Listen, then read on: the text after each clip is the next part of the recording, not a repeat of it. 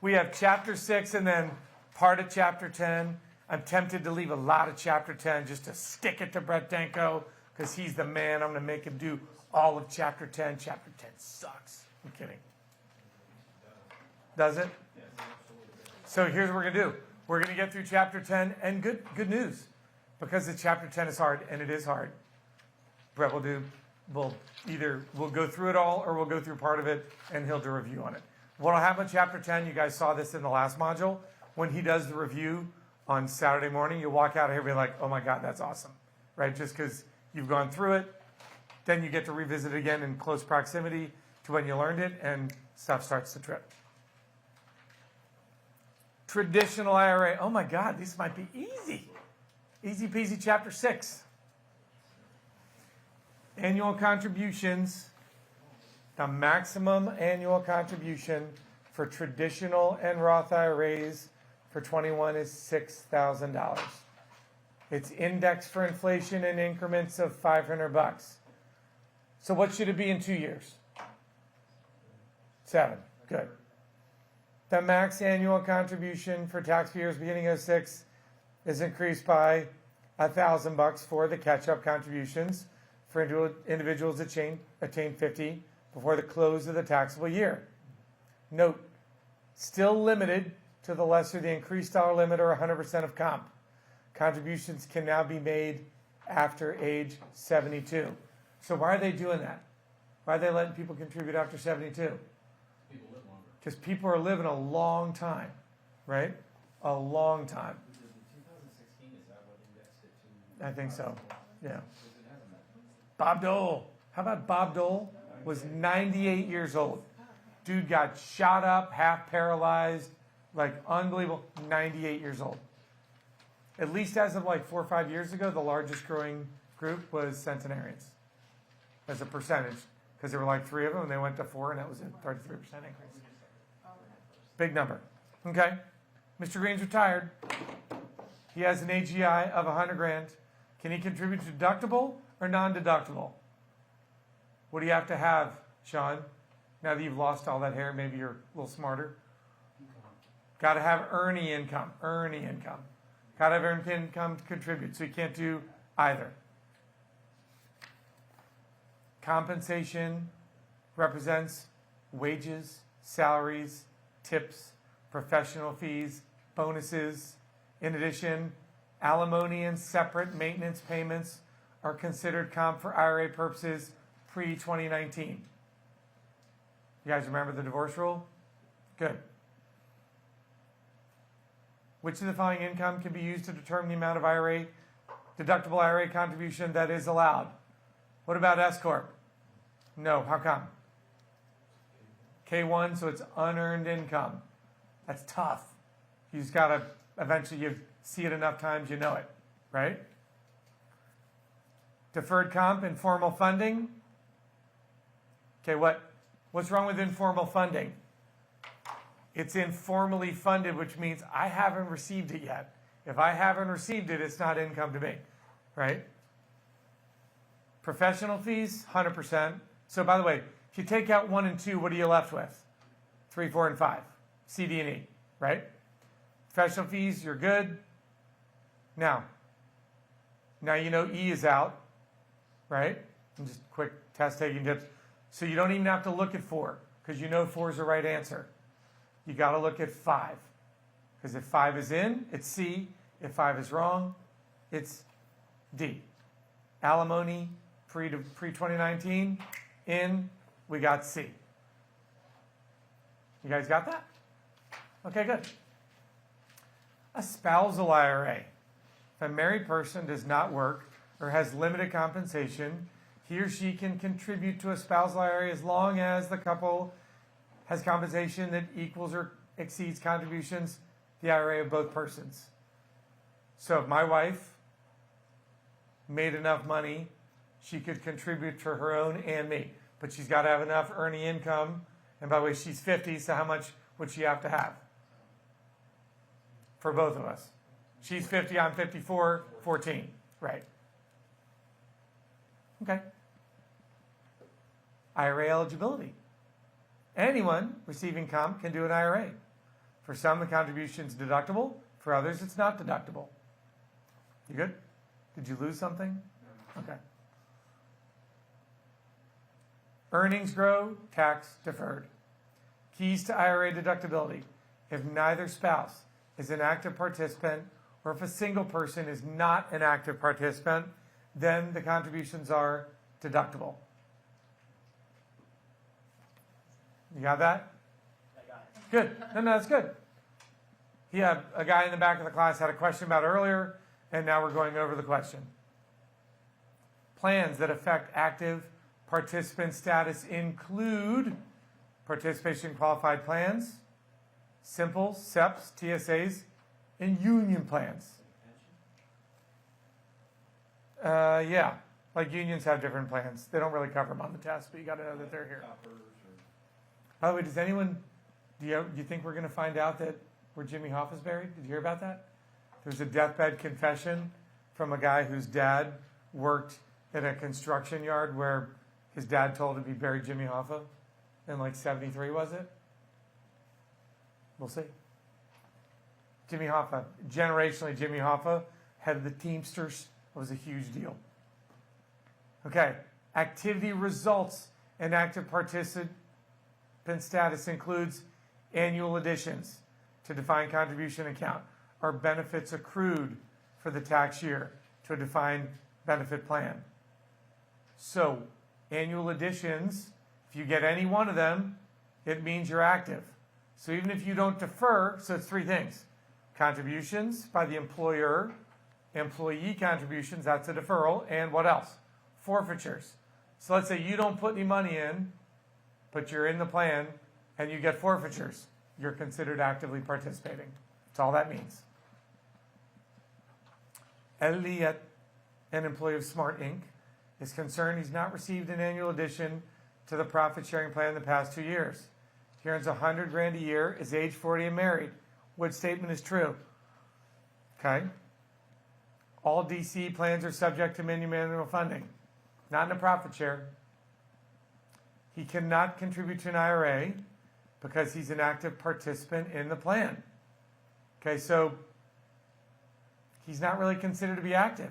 So he's covered under the plan, but active means something's happening. Nothing's happening for him. He can make a deductible contribution to an IRA? Sure. Make a deductible contribution up to 12 if he's got a spouse. Yeah. He can make deductible IRA contribution because ABC has made contributions to the profit sharing plan. Okay. Contributions, they're annual additions. So that's one of those nuancy word things. They haven't made annual additions. Okay. And remember, just take a look at the bottom of the answer key. Money purchase and DB plans, those have minimum funding. Why? Because what are they? Pensions. They're pensions. They have to have a minimum funding. Profit share is, if you have profit, you put it in. You don't, you don't. Can be a little lumpy. If one person is active, the other is not, the non-active can make a deductible IRA if their AGI is less than 198. Okay? It's phased out at 208. For active participants, deductible IRAs are phased out between the limits below. In both these cases, the spouses can do a non-deductible if they're both above phase out. So worst case is you can still put it away. Maybe you don't have enough money to do the whole amount, but you should be able to do what? If you could do a deductible IRA, you should do a non-deductible for the minus the part that you were going to deduct, right? You're not getting taxed on. Okay, we're going to go around the room here. Virtual people, prepare thyselves. You got to tell me whether it's full, partial, or spousal only.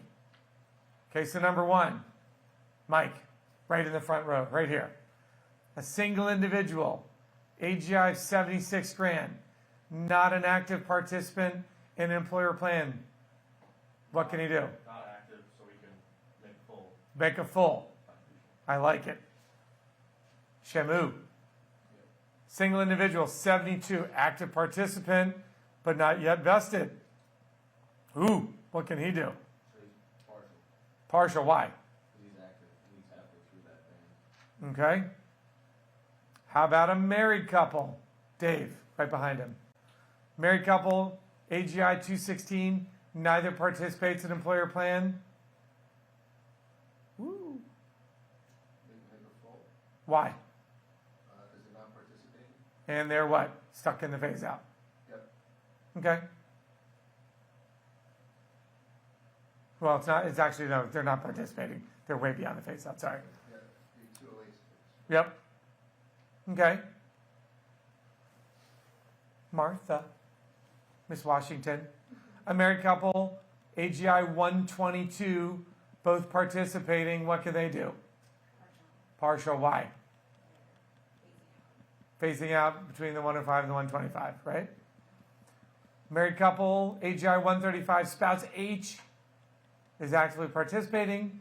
Spouse Y not covered by a plan. What do you guys think, Jamie? Spousal. Okay, good. Okay, yes. Who is spouse A on the note? The first one? Hold on. Which one on the note? It says note right under spouse A could contribute to an Yes, so it's spouse W. Michelle, you see that note? Spouse A should be spouse W. In both these cases, then what are we supposed to put? Just put spouse W. Somewhere it changed from, I'm sorry, spouse H. Sorry, spouse husband, right? Where the answers are. Oh, See the note? okay. I assume H is husband, W is wife. Used to be A and B, and someone switched it. We didn't. Thank you. Okay, early distribution. When do you get an early distribution penalty? Before 59.5. What's it get? 10%. Exceptions include the following. Death. Usually that's a great exception. You die, they tend to be very lenient. Okay? Total disability. Worse than death a lot of times, financially at least. Qualified education expenses. Distribution to pay medical insurance after separation from employment. Okay, take a quick look at that. Subject to a 10% floor of AGI unless unemployment comp has been received for 12 weeks and withdrawals made in the year of unemployment or the year following unemployment. So what happens? What's that saying? If you haven't been working for a long time, they're not going to give you the AGI requirement, right? Because you don't have any income. Substantially equal payments. You take out your payments equally. First home expense up to 10 grand. Medical expense, okay, greater than 10% of AGI. $5,000 qualified birth adoption. So let's say you're 55 years old and you make $150,000 a year. Why would you get the medical expense?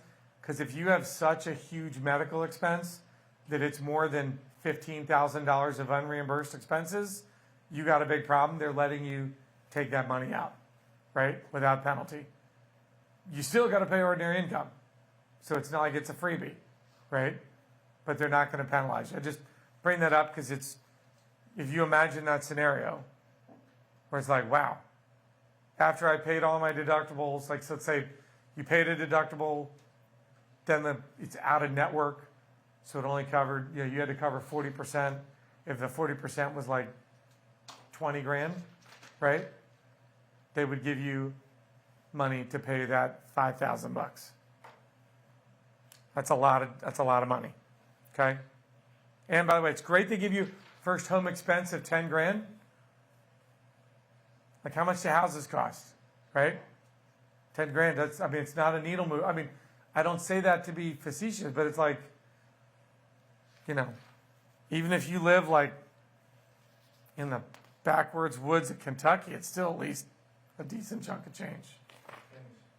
Pennies. I say that. 10 grand doesn't buy one seat in Chad's houseboat. Okay. Which of the following IRA distributions is exempt? Okay. Hardship withdrawal. What's a hardship withdrawal? That's a 401k. So just note that. hardship withdrawal 401k. First home acquisition up to 10 grand. Yeah, we just talked about that. Qualified loan of 10 grand for a first home purchase. What about that guy? Qualified education costs for your child. Separation of service at age 55. So take a look. These are IRAs. What do you got here? Qualified education, first home of 10 grand. Okay. No loans if the owner borrows from an IRA or uses it as a security for a loan. Okay? So if you pledge it, it's constructive receipt as far as the IRS is concerned. If all or part of the IRA is pledged, the portion that's pledged is treated as a distribution. So you didn't take it out, you just pledged it as collateral. Peter has an opportunity to make a quick 50% return on his money. He needs cash fast. Today he has a $30,000 balance in his IRA. He doesn't feel the 60-day window is long enough, so he takes a $15,000 collateralized loan. Pledges his whole IRA for the loan. Which of the following is true? He loses the IRA status on the entire thing. Not good. So speaking of quick money, when I was in college, I was a first year at the University of Virginia, and I worked with a guy whose name was Arch Kerper Sam the Fifth, and his name was Quinn. So he was like Arch Kerper Samuel. He was the son of Arch Kerper Samuel, who was the son of Arch Kerper Samuel, son of Arch Kerper Samuel, son of Arch Kerper Samuel, right? And you know what Quinn was? By the time we got to the spring semester, he was the biggest drug dealer at the entire University of Virginia. And I'll never forget, October showed up, my dad came to town, and he gave me $100. And like, I don't know about you guys, like I'd be happy with $100 now. But like $100 was like, this is gonna go for like 3 months. It was like unreal dollar amount, right? And he looked at me and he's like, hey man, I'm a little short on cash. You give me $100 now. This is early in this year. Give me $100 now, I'll give you $300 in a week. And I was like, ooh, need a little quick money. Then I thought about it. I'm like, no, dude, you're going to like buy drugs, right? And he was like, yeah. So I didn't do it. And you know what ended up happening? Week later, wads of cash. None of which was mine.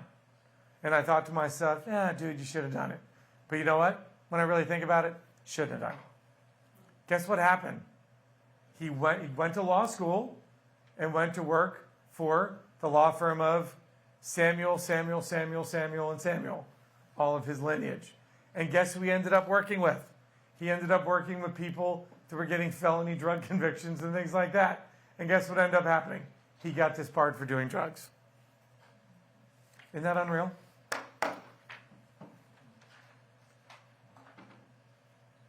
And like my stupid 17-year-old mind, because I was 17 when I went to college, I walked in one day and like he's sitting in our room and he's got this big rock of cocaine. He's like shaving it off, and he had gotten like the little tubes at the health food store that Mike goes to get his little special emollient oil sore throat tablets.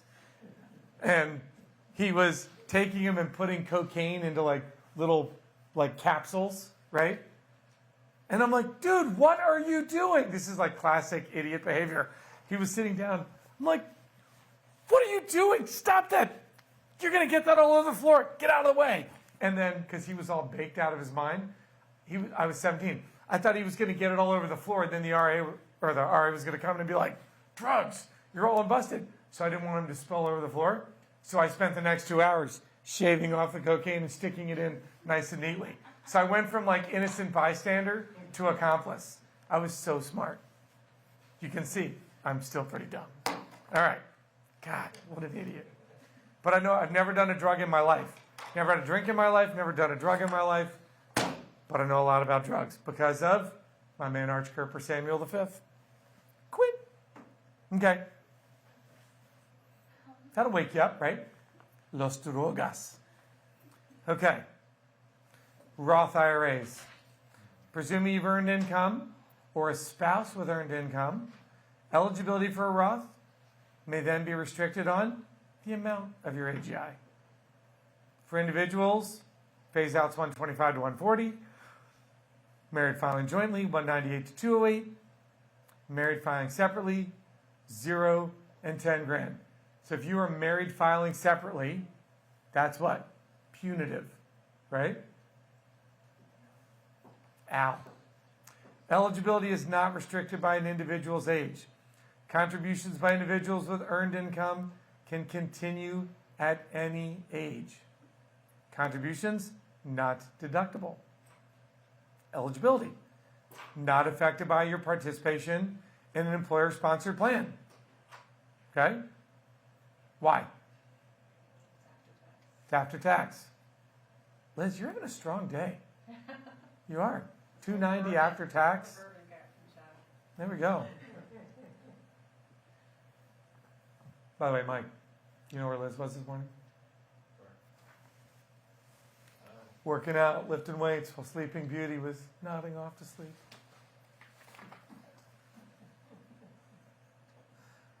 I'm going to wake up with a horse head. It's going to be like, Dear Thomas, love Mike. Oh my God. Medina Spirit's head's going to be severed and in the bed next to me with a note that says, Godfather 2 is better than 1.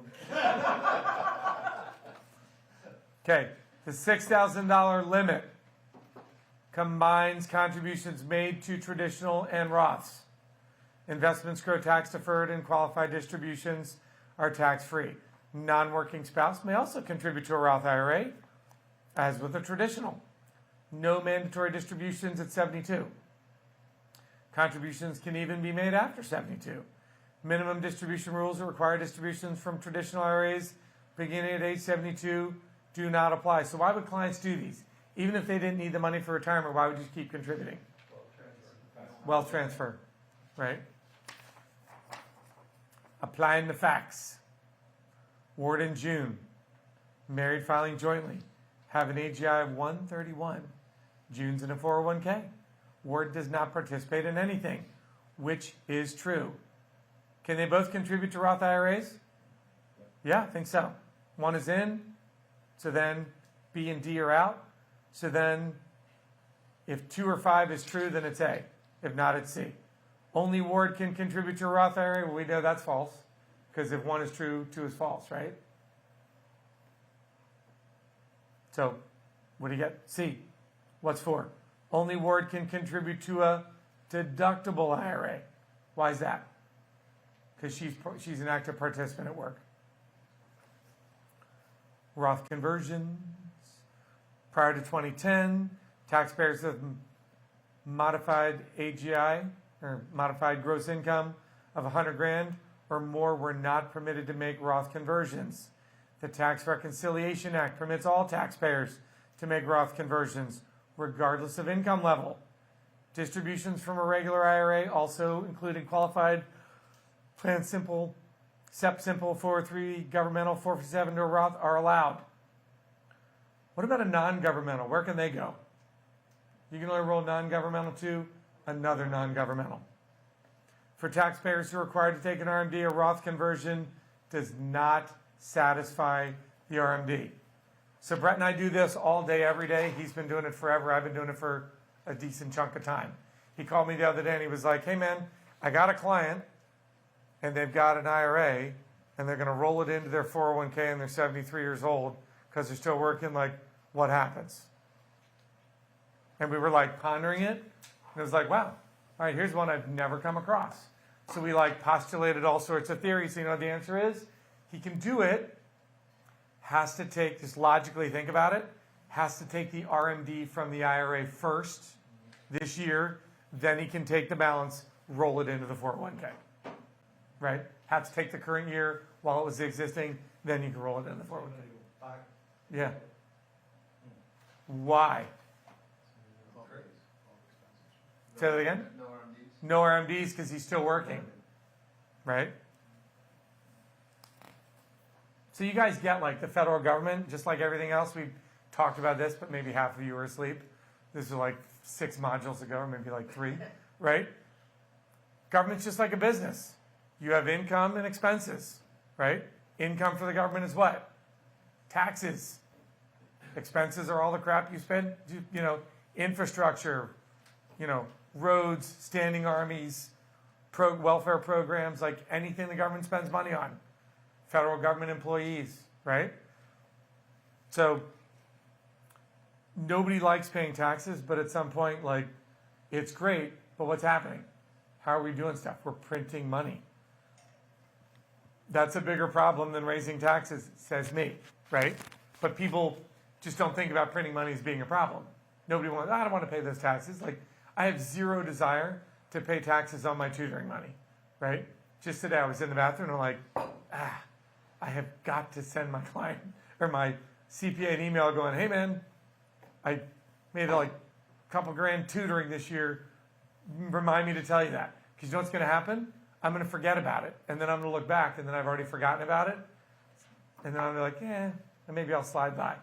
But I don't want to do what? Get on the wrong side of the IRS. Okay. Faye Fashion. Wait, hold on. Bob Smith wants to convert his IRA to a Roth. Still needs to take the RMD for the beginning of the year because he's converting to a Roth. It's the same as my 401k.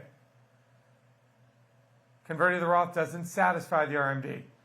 Has to take an RMD distribution before converting to a Roth IRA. Non-spouse beneficiaries.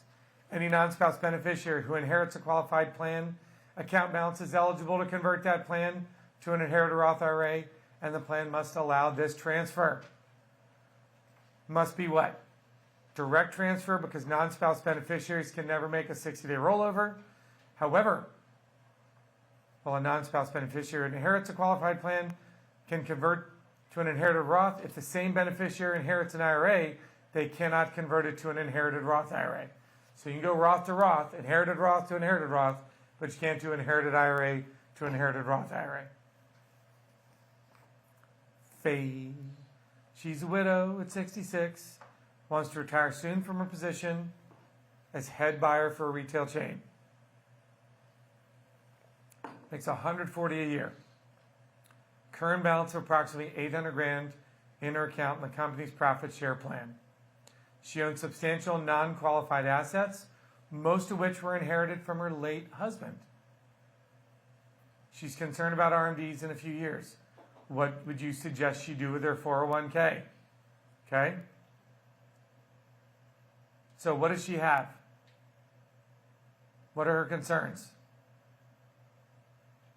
Worried about taking out money out of the IRA in a couple of years. Yeah, and she's got tons of non-qualified assets, so she probably wants to keep the qualification to some degree.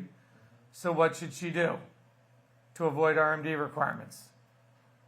After she retires, roll it into an IRA, then consider cash flow and other tax matters before converting it into a Roth.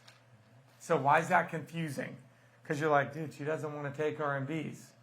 Yet we're telling her to roll it into a traditional IRA, which means she's going to have to what? Take at least one RMD, right? And then if she converts it, but that's her what? Best available option. Can anyone make a case for the other option? She's only 66 now, Right. right? So it won't be on. Right. But she's worried about it. Okay? That's her best option. So, as he pointed out, she's got, what, 6 years to figure it out. Okay? So, what about answer E? She could roll it directly into a Roth, right? Taxes, not sure what cash flow looks like. By the way, you can model out cash flow in retirement all you want for people. It's a completely different animal. It's like winning the lottery, right? You win the lottery, you have no idea what that does to you. I had a client who was a Boy Scout. I think you guys tell about him. He was a Boy Scout. He won a huge settlement for the Boy Scouts because he was abused by his troop leader, right? So, good news, got a huge settlement. A lot of people, most of whom work for the Washington Redskins, got abused by people and never got any penalty at all, right? This kid got a pretty big settlement. So I talked to him. He said, well, what should we do? I said, nothing. He said, why? I said, and I was at the Corvette Museum, and I took a picture of a yellow Corvette, and I said, you basically just won a good-sized lottery. If you start to spend that money, you're going to end up with a yellow Corvette. Nothing wrong if you guys got a yellow Corvette. Most people that buy a yellow Corvette 6 months later are like, dude, what am I doing with a yellow Corvette? That's the dumbest thing ever. So he did nothing for a year. I literally made him do nothing for a year, acted like it didn't do anything, right? When you retire, you really can't do anything. So what happens? Two things happen. One, people set themselves up. It's like buying a house. You're like, ooh, I bought a house. I got to put all this stuff in it, right? You retire, you start, all right, I'm going to get all my stuff for retirement. The first couple of years, you spend a lot of money. Then it starts to equal out. But what else happens? People are used to putting money into accounts, accumulating. Then they start seeing it drop. A very emotional reaction. The hardest thing I've ever had to do as an advisor, 08, 09, I had a client that I was trying to get, and they were not too far around the corner from here. And they had both retired in 06, and within 6 months, or by the beginning of 2009, they were upside down in their mortgage, and their portfolio had dropped 40%, and they had just spent the previous 2 years in retired mode spending a bunch of money. So they had like half of what they had 2 years into it. And they were like, what the hell? And you know what ended up happening? I would tell my students, you'd walk into Walmart, a lot of people shaking hands at Walmart, senior citizens, working at McDonald's. That was not part of the retirement plan. They weren't hanging out with Dave and Martha going, oh, you know what? When I retire, I'm going to go get greeter at Walmart or McDonald's. They did it because they didn't have a choice. It was awful. So ponder that when you're planning out for people. Talk to them about retirement, but understand you need to really talk to them about what retirement looks like. Okay. Ooh. Ordering rules for distributions. Where the Roth contains conversion amounts, so I converted from an IRA to a Roth, contributory amount, annual Roth contributions are considered to be withdrawn first. They're what? They're not taxable because they're what? Returning your money. Okay? Converted, drawn second, earnings, withdrawn last. So that's just the order of distribution. So Carl, contributor, Roth in 2010, $3,000 contribution, then another 3 in 14, another 3 in 15. If he withdraws $5,000, what did he put in? Put in 9, the first 9 that comes out, tax free. So he gets $5,000 tax free. Any excess withdrawals fall under conversion and earning distributions. So turn the page, prepare to get a headache. Okay, there is no easy way to do this. The only way to do this is what? Slowly. Slowly and methodically over time, you will start to get this.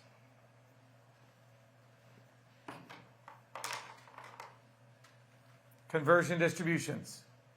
So we've already done what? Taken our contributions out. Now we're at the second step, conversions. Does age plan into this at all? We'll get to that. So, good question. We'll get to that. Distributions from converted Roth assets might be subject to a 10% penalty. Okay? So, take a look at the top box. You withdraw converted assets. Here's my first split step. Did I meet the 5-year period? Yes or no? If I met the 5-year period, go down. There's no income tax. No early withdrawal penalty. Okay? Now, what if I failed to meet the 5-year period? Then what happens? There's 9 special purposes. Okay? Does age play into it? If I'm 59 and a half or older, then I'm good. No income tax. No early withdrawal. If you die, remember they're lenient when you die or get disabled? First home purchase, medical expenses, all these things are seemingly what? They're top of the chain of importance. Medical expenses, premiums if you're unemployed. Okay? Substantially equal periodic payments, higher education expenses, birth adoption. So if you meet any one of those, no income tax, no early withdrawal. Okay? 5-year period, you're good. No 5-year period, got to meet one of those purposes. Yes. 5-year when you open the roll? Yes. Fund it, or? It's when you open it. So it's not the, Yeah, we'll get to it in a question. Okay? What happens if there's no special purpose? No income tax. Well, what's that about? How come you don't pay an income tax? Because you already paid it, but you get 10% early withdrawal. Okay? Okay. Ramona made the following transactions. Converted, deposited. She got 28 grand, right? How much did she put in? Total deposits 13 grand. She can take her 13 grand out, no taxable event. Okay? She takes 23 out. First 13 is tax free. Extra 10 is conversion money. But what happened? She met the 5-year requirement. You see that? She converted in year 1 and deposited in year 1. And then now she's 6 years into it. So if she takes out the whole thing, so it's from the day you start the thing, not the last contribution. so the conversion isn't a new, it's literally, so somebody that opens it at 30 has it, converts at 60, it's good to go at that point. Well, no, because that's different. Because it's converting when you went from a regular IRA, you converted and opened a Roth. The day you convert is the day you opened it. No, what if you move it to an existing Roth? That has a 5-year window on that. Yeah. So it's 5 years from the day it was opened. So if you contributed 2 grand, look at the example here. She deposited money. Let's say she just deposited money, right? And converted. I think it's gotta be 5 years from the date of the conversion. Otherwise, if you had like a small Roth, you could. Yeah. So they're not going to ask you that, but That piece of money, I think it's gonna hit a 5-year. yes, because it's a conversion distribution. Yes, I see. I didn't understand what you were saying. The conversion's always right, it's really. Yep. So remember this, don't assume she's 59 and a half unless it says she's 59 and a half. Now we go to earnings distributions. Equally muckety, like super muckety muck. But take a look, the same 9 special purposes. Okay? Roth earnings. Split step. Did you meet the 5-year period? Yes. Go down. You have triggering events. If you're old, dead, disabled, or buy a house, no income tax, no penalty. Right? Remaining special purposes, the other 6 or the other 5, no income tax, no early withdrawal penalty. No trigger event, income tax, 10% early withdrawal penalty.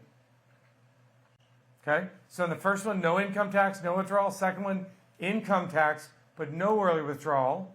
And the last one, you get hit with both. Now, what if you fail to meet the 5-year period? Guess what? No free lunch if you fail to meet the 5-year period. So just take that off the board. Special purposes, you pay income tax, no early withdrawal. No special purpose, you get both. So the hard part about that is, I think the easy way to remember it is, you're old, dead, disabled, or buy a house. Those are your 4. Anything else, you're going to get what? Pay income tax. You fail to meet the 5-year, no free lunch.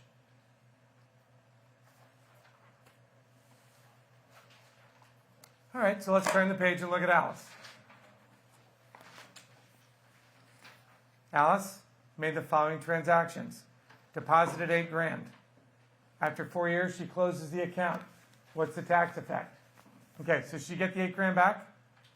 Yeah. What about the earnings? Okay. Didn't meet the 5-year, no free lunch. Special purpose, didn't say anything. Pays the freight. Ordinary income, 10% penalty. Now, what's the result if it were due to a total disability? So remember, I do this visual crap all the time, because what am I doing? I want you to refer to the roadmap. If it's the qualified plan, like, hey, it's a money pension plan, what is that? Ooh, bottom of the roadmap, you're on the left, it's defined contribution. In this case, what happens? She was disability, so she still didn't meet where? She's over here. Didn't meet the 5 years. Now I go down to the special purpose, then I fall back into the box. Okay? So Thomas, you got on, I thought, you got no income tax due on a triggering event if they met the 5-year window on earnings distribution. Okay? But in the paragraph, it's saying income taxes are due. Like, if you look at the first paragraph after number 2. Yep. Did someone answer that? You mean on page 6-9? Yeah, so, She didn't meet the 5 years. that's because of the 5 years. Yeah. Because she's under 59. So remember, first split step, 5 years, yes or no. So there's special events for 5 years, special events for non 5 years. It's really confusing. Like, that's why you sort of got to just go through it, make mistakes, figure it out, right? Again, the first time you do something difficult, I'm wrapping these posts in vinyl in my house. The first one took me like an hour and a half to do it because I didn't know what the hell I was doing. I was going careful, doing this. Second one took like an hour. Okay, numbers 3 through 8 took like 20 minutes each because I knew what I was doing. It's the Henry Ford method. Once you do the same job over and over and over, you get to be an expert at it. Very easy for me to sit up here, having taught this class 20 times, to walk you through it. You guys are going through it the first time. It's a lot to sort of absorb. Even if you did the pre-study, it's still a lot to absorb. And you're just going to have to bang through it, which is why I don't care if you figure it out until when? The test. Right. If you guys want to be really nice, you can know it by the end of February. Get some sleep in March. Okay. So, if we're due to total disability, earnings only be subject to tax, no penalty. Okay. What if she kept the Roth after 5 years, withdrew the money for medical expenses?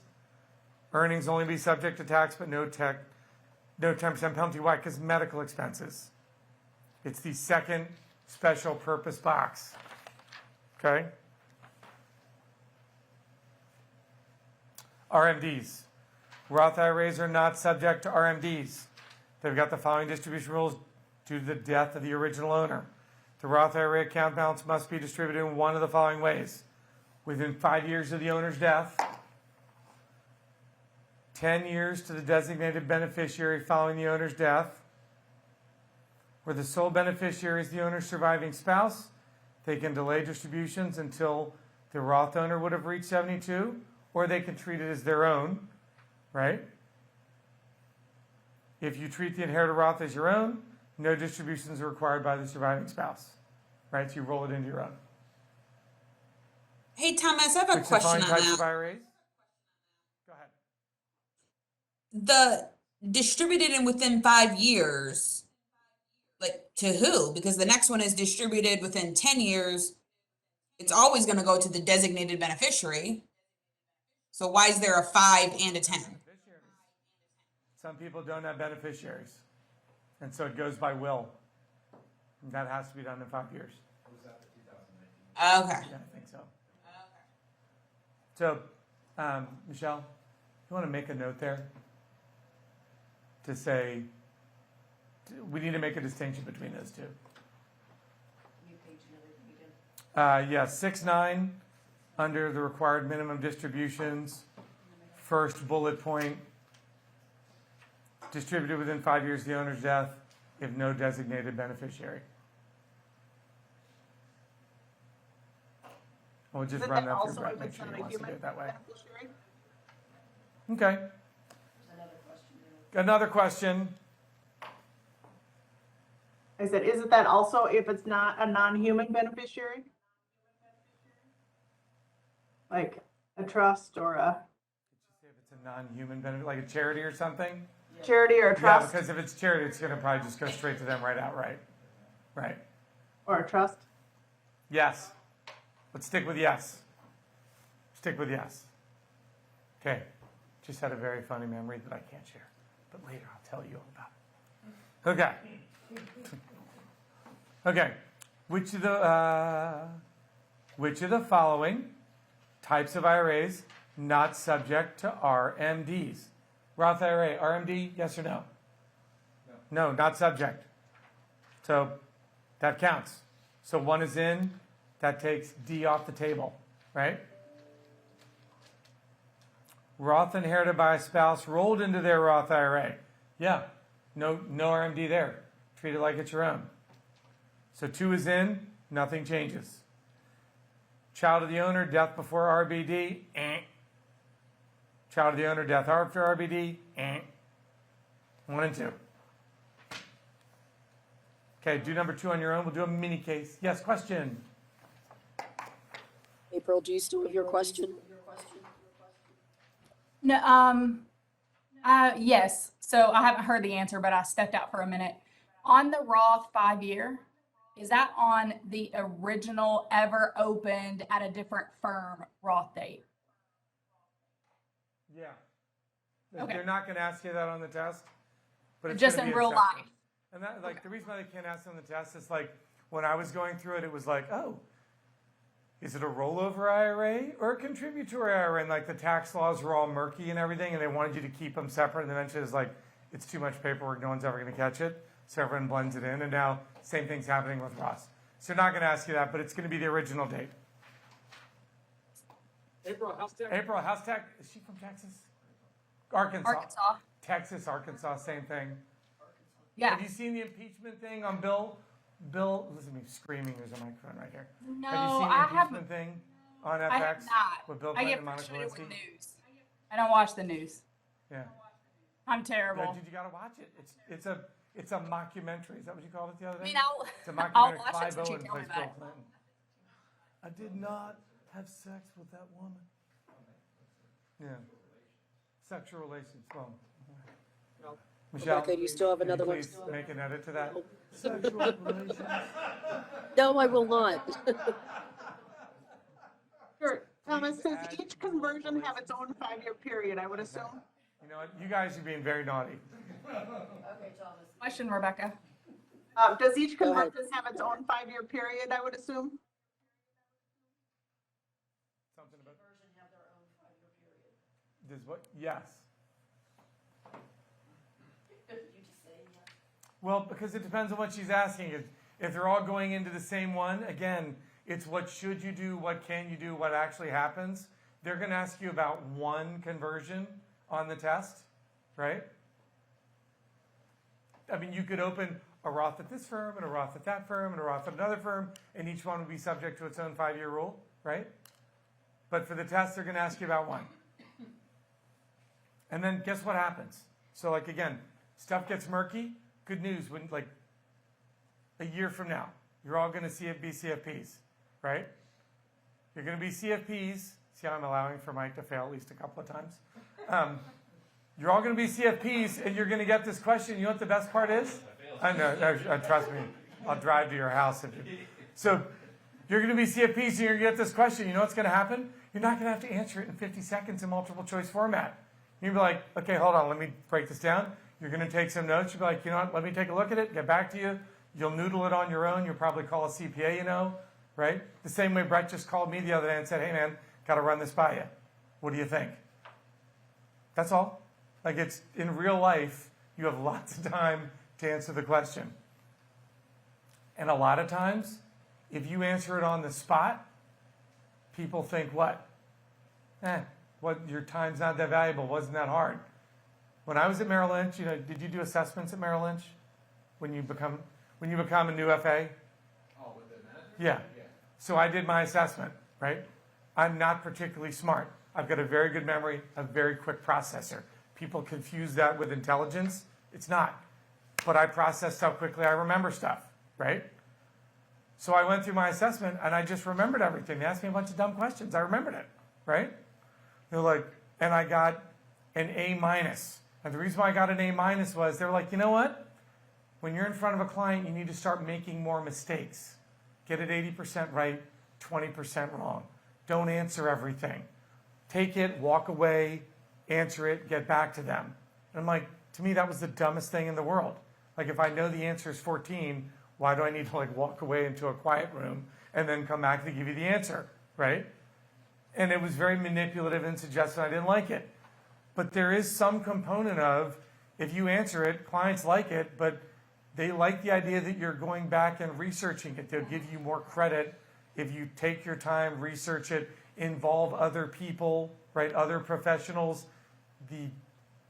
The feeling that they have, clients love it when you engage their CPA or their estate planning attorney without talking to them.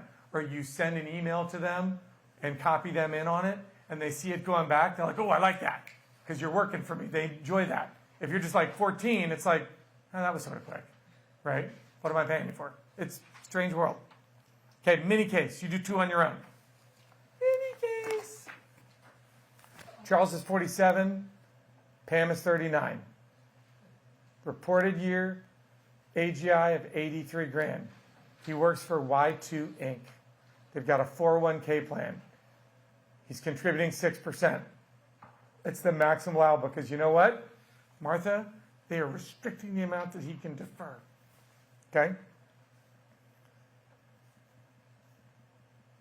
And the company matches 50%.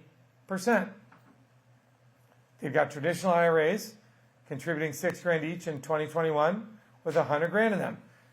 She's a stay-at-home mom. They've got 2 children. They want to retire by age 62.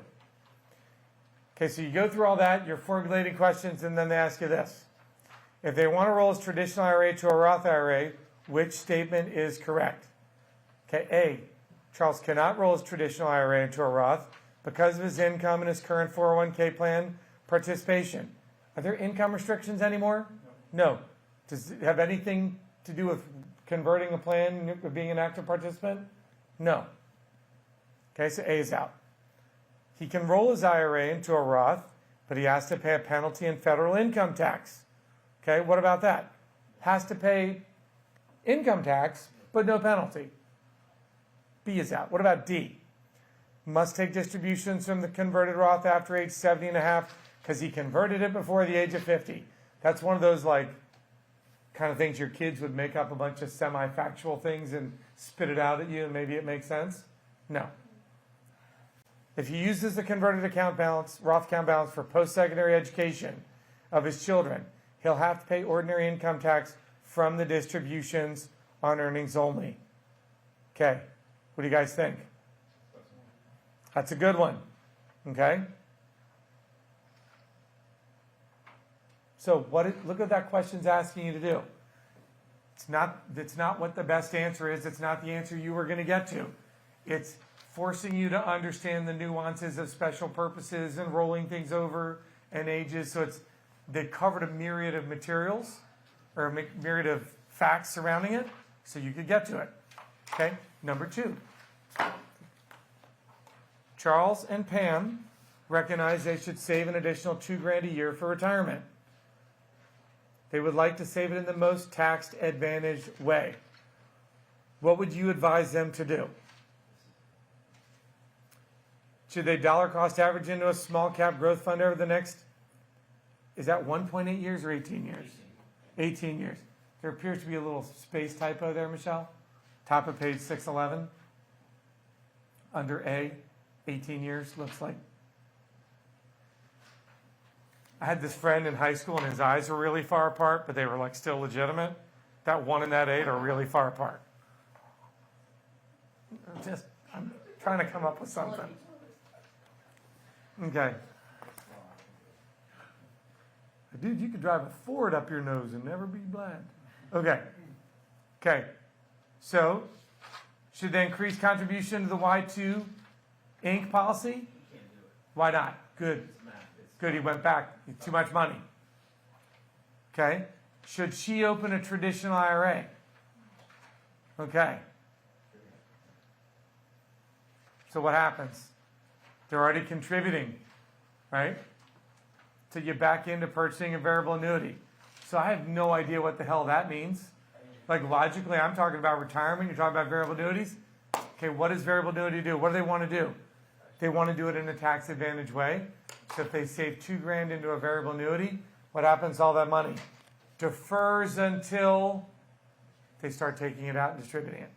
So that's another tax deferral method, but it's slightly different than what you think about as tax deferral when you're talking about retirement plans, right? And you can read the answer key, but it gives them tax deferred growth until retirement. Okay. Amy, do you still have your question? Still have your question?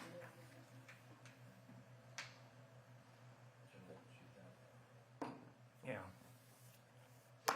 Did you like my penny text last night? That was good. Jamie? You hear me? Okay, let's apply the facts. Now I We'll can. come back to Go ahead. Jamie. Oh, good. Can you just pop Phil, come back Jamie. to step two? Say it again, he was active talking over you. participant in a step that exclude them from being able to make a contribution to a traditional IRA. Something about a traditional IRA. If you go back to question 1, they're already contributing to a traditional IRA. So they can't do any more. Can't do it more. Are you on page 6-2?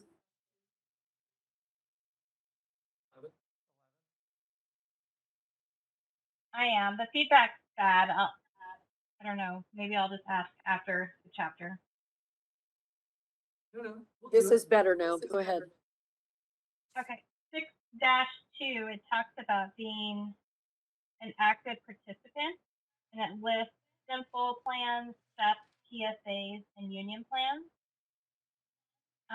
If they're active in a SEP plan, a SEP IRA plan, is that saying they cannot make a deductible contribution in a traditional IRA? Okay, did anybody catch that? So, question for you. Are you asking a question about 6-2? Are you asking a question about 6-2 as it relates to the question we just went over in the mini case? 6-2, not the mini case. I got stuck. Just 6-2. All right. So everybody, let's roll back to 6-2 real quick. Let's roll with a little too, I think that she's good under applying the facts. Okay. Okay. So,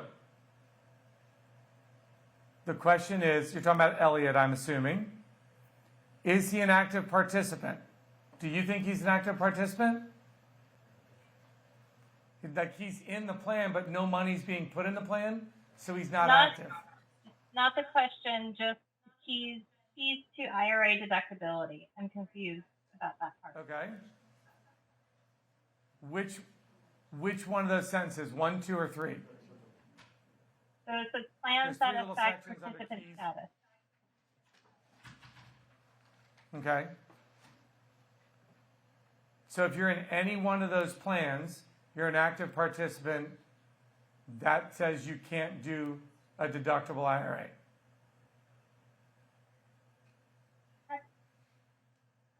Did that answer your question? It does. It concerns me. For Joan's purposes, was taught otherwise, so that's why it confused me.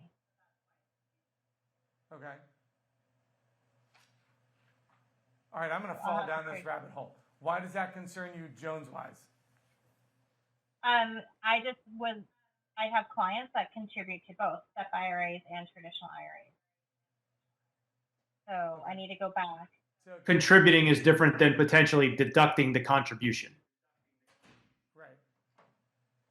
Well, they deduct, well, So they They could still deduct it, potentially do it. so, They just can't have tax savings. Okay. So we're all tuned in. That, by the way, good, right? Like maybe you're going to go back and you're going to discover, not a big deal. Maybe you're going to go back and be like, ooh, shoot, I made a mistake. That's fine. We make mistakes all the time. So just go figure it out and then let us know what happens. Because nobody cares if you make a mistake. We all make mistakes, right? Can I ask a And follow-up I'd question? rather have you learn the material and find out you made a mistake than have who call you and tell you made the mistake? The IRS. Because if you figure it out, that's fine. Even if you blunder it, at least your clients will be like, I'm glad you caught that. And be like, well, I wouldn't have caught it. It was really dumb, but I caught it because I'm spending a year of my life trying to become a CFP so I can do a better job for you. Here's a great example. You can semi-flip the script. Go ahead, Lori. I was just going to ask a follow-up question. So with that, they might be fine and be able to deduct if they're beneath the phase-out limits on here. Correct. Okay. All right, good. Let's go back to 6:11, applying the facts. I hope we helped you out. Who among the following taxpayers may recharacterize a Roth contribution that was made to the 2021 tax year? Lou, recharacterized because investments declined. Yeah, Lou. Sorry about that, pal. What about D? Stu, oh, dude, I didn't have enough cash to pay the income tax generated by the conversion. Okay. No. What about Sue? Realized I'd benefit more from a deductible contribution. Should have figured that out sooner. What about Rue? Got a bonus, unexpected bonus after the fact. Guess what? I get to recharacterize. Okay? What also happens? People do like SEP contributions. I have a client who just did this. He's like, I make this much a year. So I make a SEP contribution a little bit at a time each month to get to my number. And then he finds out, oh crap, COVID happened, and I was still making the contribution, but I forgot to change it because I was, wait for it, dealing with COVID, and now my income says I can't do it. He does a SEP recharacterization, takes it out, has to change his taxes. Not a big deal. Not a big deal. He got the same deal they would have gotten if he'd have done it right in the first place. Because he did what? Recharacterize it in time. Or, you file an amended return. Again, circumstances change. Okay?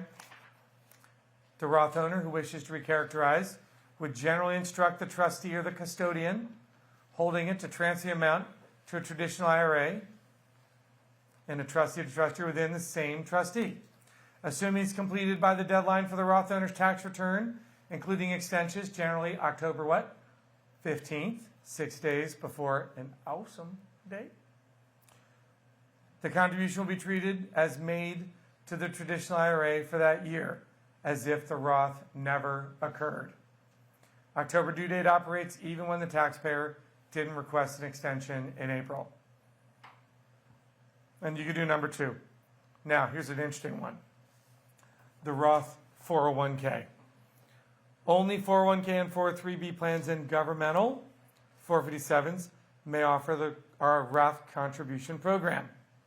It's an after-tax elective deferrals. Participant plans that established program are able to designate all or portion of the deferrals as Roth contributions. They're included in their gross income, then held in a separate account with separate record keeping. Earnings allocable to the Roth contributions remain in the separate account. You can designate your contributions or deferrals as Roth contributions. For 2021, max deferral is $19,500, $6,500 catch-up. All employer contributions are made into traditional 401k. So if your employer's matching, guess what? It's going into a 401k, pre-tax account.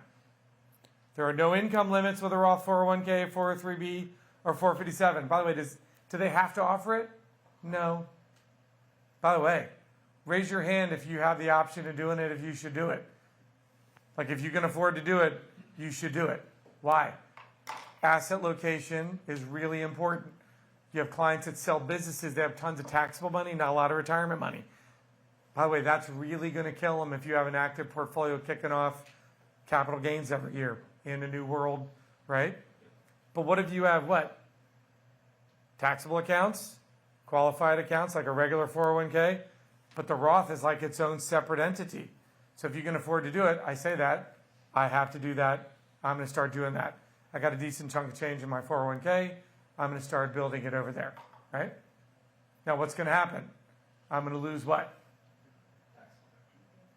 I was pointing to Jamie, but that's okay. No, it's okay. Your glasses give you a myopic view of the world. It's all about you. It's just kidding. You wore red. I'm like a bull. Toro. Okay. For 2021, we got that. Qualified distribution from a Roth 401k will not be includable in gross income. Why? Because you already paid the tax. Rollovers would be available to another Roth account or a Roth IRA. Tax-free status, subject to a 5-year term after the first contribution. Go ahead and underline that. Question for you. So you know you have to have sort of like a separate account for rollover IRAs. Do you need to have the same thing for a rollover Roth IRA? Do you want to bring it into a? Yeah. Okay. Okay. There's no exception for first-time home purchases. To be tax-free, distribution must be made after the 5-year period and after you've reached 59 and a half, died or become disabled. So I happen to be, why did I bring this up? Because I'm 54. By the time I do it next year, after 5 years, I'll be 59 in 4 months. I have to wait 2 months and I meet both. So it's a sweet spot of period for me. Okay? So what do you have to do? 59 and a half, so old, dead, disabled. The home purchase for the other one doesn't apply to a 401k. So Roth IRA, the home purchase also applies, doesn't apply for the Roth 401k. Roth 401k plans require minimum distributions when you hit the RBD. Traditional 401k portion also subject to RMDs at the RBD. Employers don't have to offer them. Some employers may decide against offering them to avoid the administrative burdens associated with offering them. Guess what happens to the people that don't offer them? If you're a plan administrator and you don't offer that option, so the company may choose to not do it because they don't want to spend the money. But what happens if you're a plan administrator and you're like the people that provide them and you don't offer them? You're going to lose business to the dude that does offer it, right? Okay.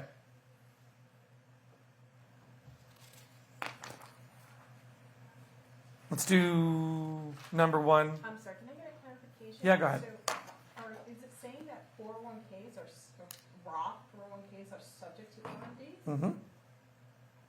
It is.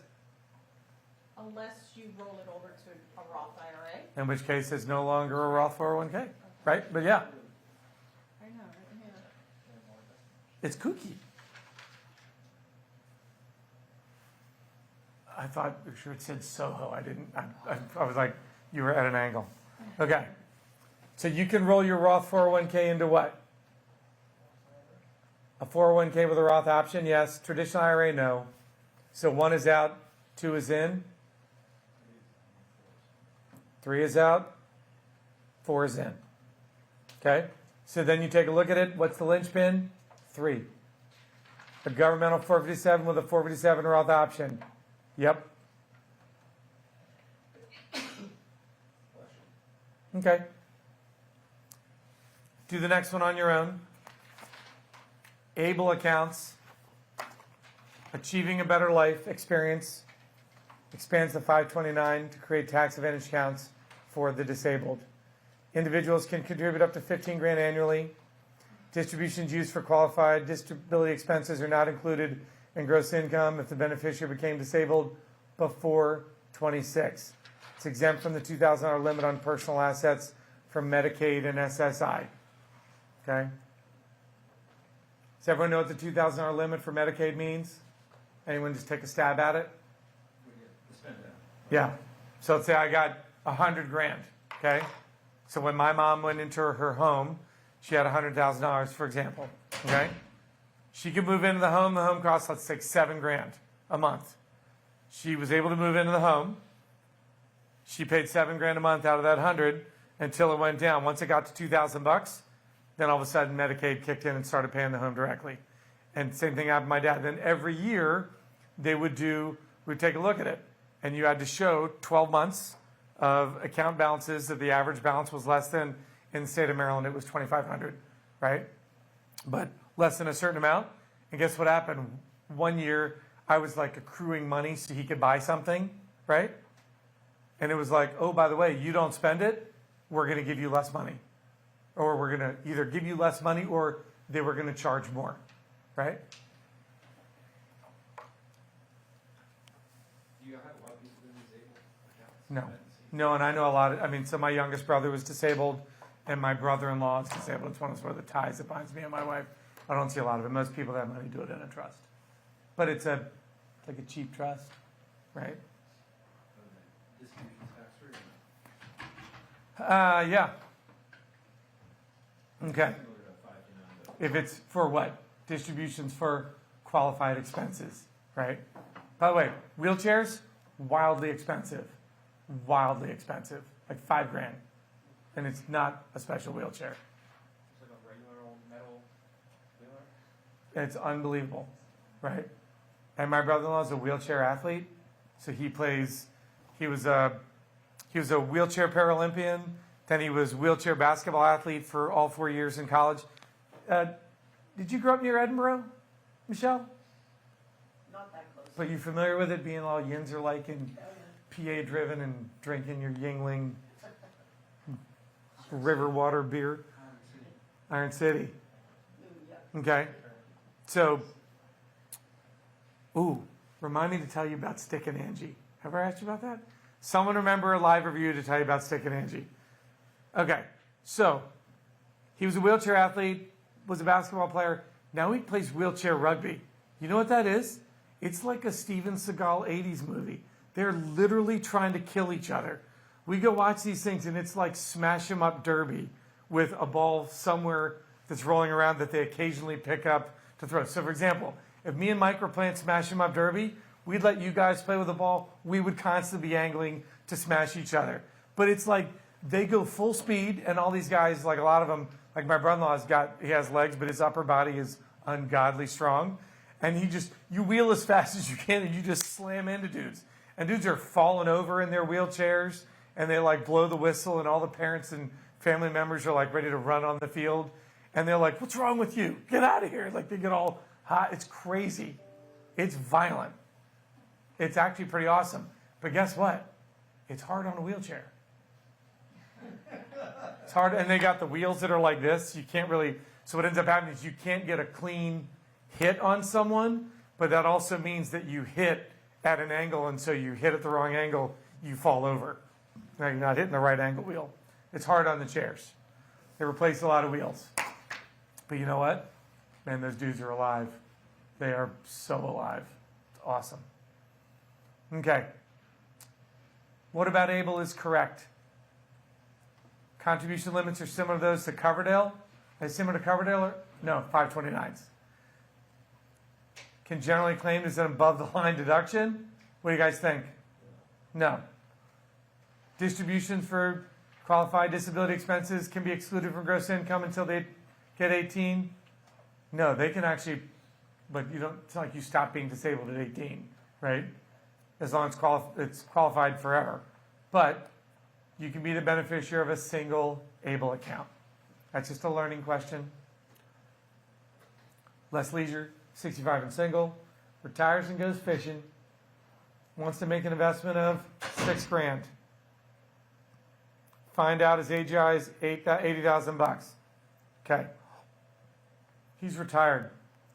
Does he have any income? No. So what can you do? Buy a mutual fund. No earning income, no IRA.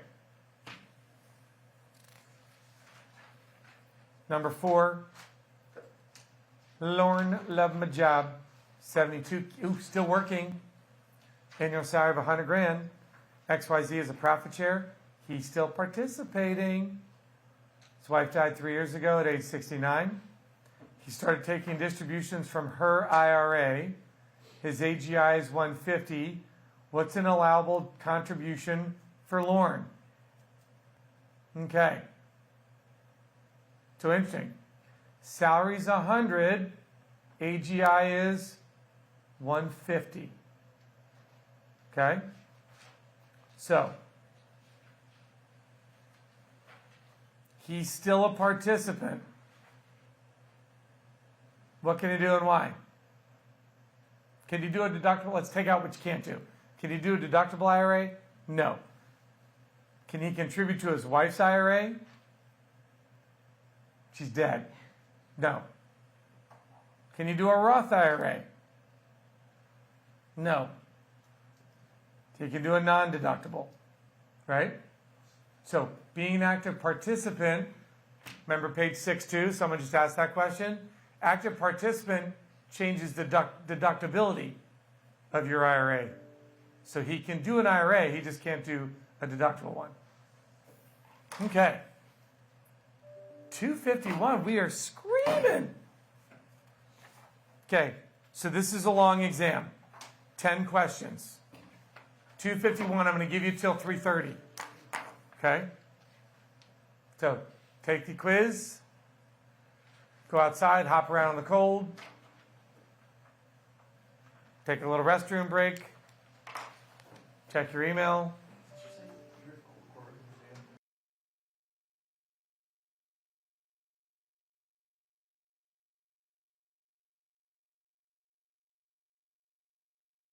Michelle, what do you got?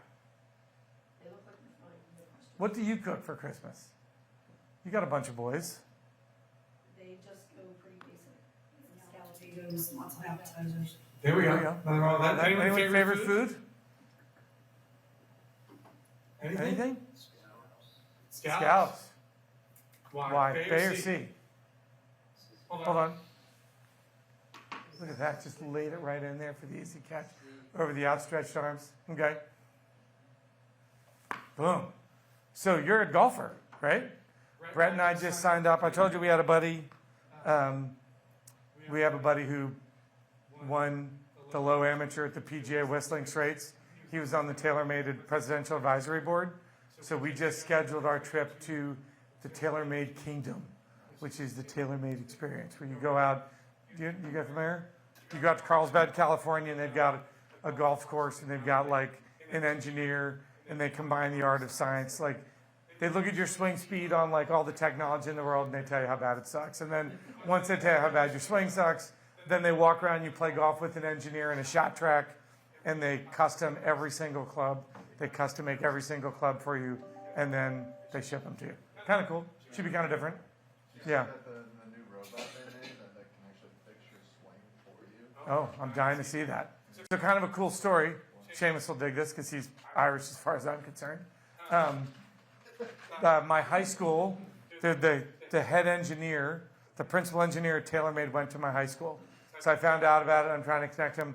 I'm friends with a bunch of TaylorMade people because I played the Pebble Beach Pro-Am that TaylorMade did like 2 weeks after the AT&T Pro-Am about 5 years ago. And that was awesome. It was a lot of fun. But what ended up happening was everyone had like Pro-Am partners except for me. Like, I was the amateur, my buddy was the pro, and normally you play with another amateur and a pro, but they were one person off because a couple people didn't show up, 2 people off. So I had 2 other guys that were pros in my group. So you show up on the first hole at Pebble Beach, right? And you're there, and they're like, from so-and-so, New Jersey, Brian Gaffney, and everyone's cheering because, like, with nothing to do all day, people just show up to watch. So there's like 800 people in the stands. He goes, crushes the ball, right? Next guy shows up, crushes the ball. Third guy crushes the ball. And I'm like, dude, can I just tee off here? And they're like, no. I'm like, please, can I just tee off here? They're like, no. I'm like, okay. So I like had to walk like 60 yards forward to the tee box, put my ball down. They announce your name. They're like, Thomas Pablo from Bethesda, Maryland. And I was very lucky. I'm not a good golfer, but I can drive. And I was relatively gamey, so I crushed my drive. It was good. Played, they're hitting the ball, I'm doing okay, right? On like the 5th hole, it kept dawning on me. They were just crushing the ball because they were all like scratch golfers, and I'm like a 12.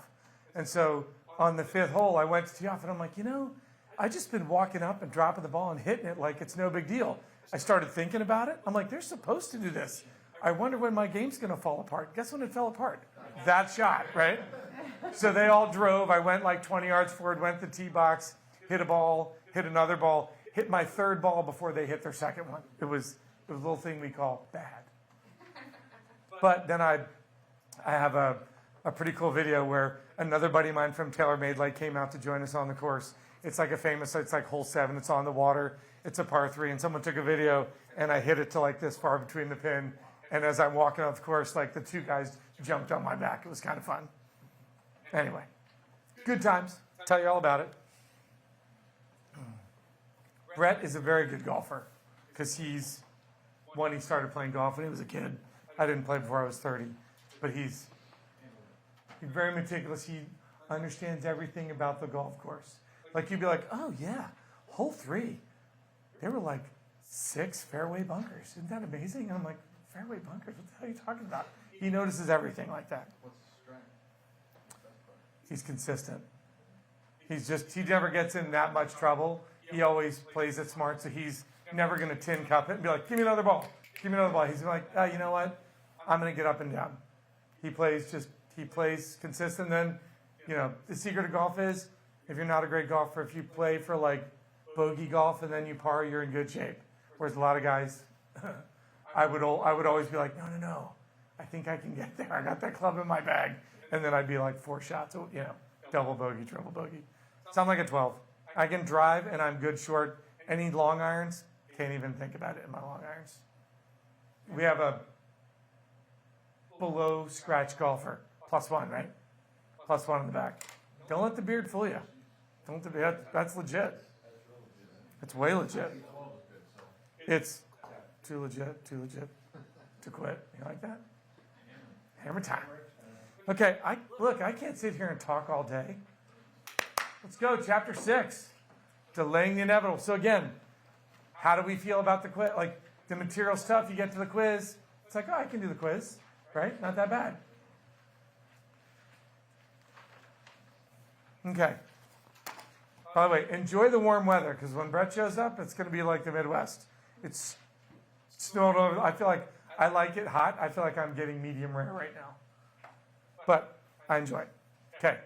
In what ways are qualified plans, traditional IRAs, the most similar?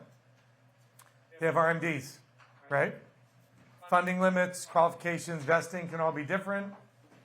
RMDs, very similar. Which are exceptions to 10% early withdrawal penalty for IRAs. So odd H applies to what? Roth IRAs, okay? This is IRAs. Medical expense in excess of 10% of AGI? Yeah, that's check mark, okay? Substantial equal payments? Yes, please take a look at the answer key. Underline this. Substantial equal payments can start at any age, but they must be over the owner's life expectancy, okay? Early termination from employment?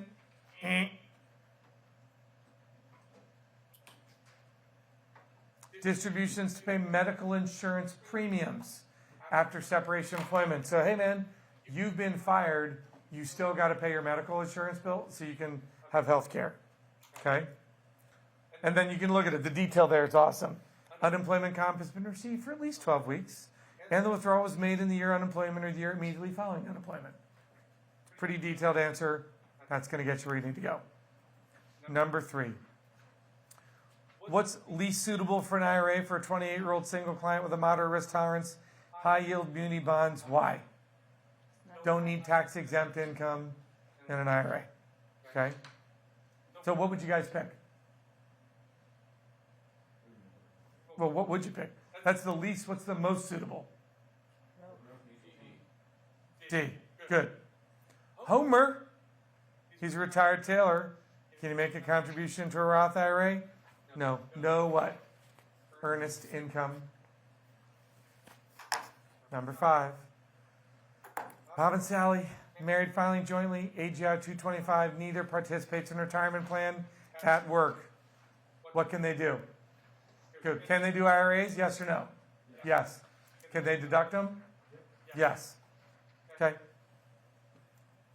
Under which defined circumstances can a Roth account be closed with no adverse tax consequences? Okay. Immediately after it's funded? No. Distributions made for a qualifying special purpose? So you can get money out for a special purpose, but what's the big one? What's your first split step? The 5-year rule, right? What's your second split step? I mean, like the layup one. Odd, old, 59 and a half. By the way, when I become 59 and a half, and I will still be teaching because I'm going to work till I'm 75, I'm not calling it old anymore. I'm turning it into like 59.5 DDH, right? Okay. So C and D are the answers there. Seth is 42 and married. He's an active participant in his governmental 457. He and his spouse's joint AGI is 162 before making the max deferral. How much can he contribute to his IRA and deduct this year?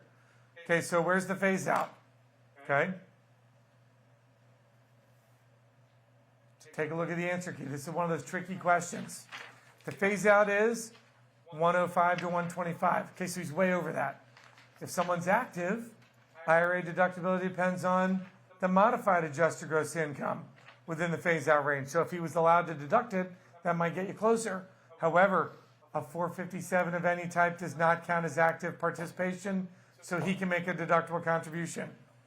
It only asks about his contribution, not her contribution.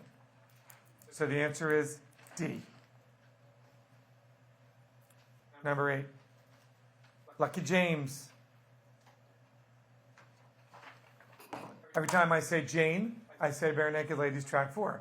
Every time I say Alice, Alice, who the blank is Alice? Because at the greatest rock and roll bar on the face of the earth, in Dewey Beach, Delaware, Bottle and Cork, they sing a song, and everyone says Alice, Alice, who the blank is Alice. When I see James, I say Lucky James. When my son, who's now 18 years old and 6'6", when he was a little baby, he sat in a bay window in our place, and you looked into the backyard of our neighbors, you could look down into the basement, or into their backyard. My next door neighbor's name was James. So my son was sitting there one day, I was feeding him his little Gerber's applesauce or baby food or whatever, and he started talking at like 8 months old. He was like 10, 11 months old, and he looked down and he went, Lucky James, Lucky James. And I looked over because I couldn't see down, and I leaned forward, and James was totally making out with some girl in the backyard of his house. And my son was watching him going, Lucky James, Lucky James. There we go. So when you see James on the exam, think of my son watching Lucky James make out with a girl. And you know what it'll do? It'll make you laugh in a moment of tremendous tension. And then you know what you'll do? Crush the mini case, crush the calculator, press on, pass the exam. So anyway, he converted his $25,000 IRA to a Roth. By 2020, it's grown to $31,000. Say what? He withdraws the entire balance in one single distribution. None of the special purpose of the bet. What's true? He's a bummin'. So what happens to the first $25,000? Oh, it's all a conversion. So, what happens? What about penalty? Okay. The conversion is what? Early withdrawal. Did he meet the 5 years? No. Okay. What about the earnings? Subject to what? Both penalty and tax. Right? All right, you guys got that quickly? Dave, you get that so quickly? All right, I like it. Which of the following statements regarding Roth salary deferral accounts is false? Okay. TSA offers a Roth? Is that true or false? TSA may offer a Roth. 401k may offer a Roth. Government may offer a Roth. But are there income restrictions? No. No. That's why I like it, because I'm a very heavy hitter. Sort of. Not really. But that's okay. Question 10. Bill, age 72, and Jane, 69. Married and filing jointly. Want to contribute to Roth IRAs. He earns $19,000 a month. Okay, so what do you think? He's making a lot of jack. They claim limited itemized deductions. What's that mean to you? What are they going to do? You're basically saying 19 times 12 minus the standard deduction for a married couple, right? So he's way over the money. So how much can he contribute? Boob a kiss, right? Okay. That's good.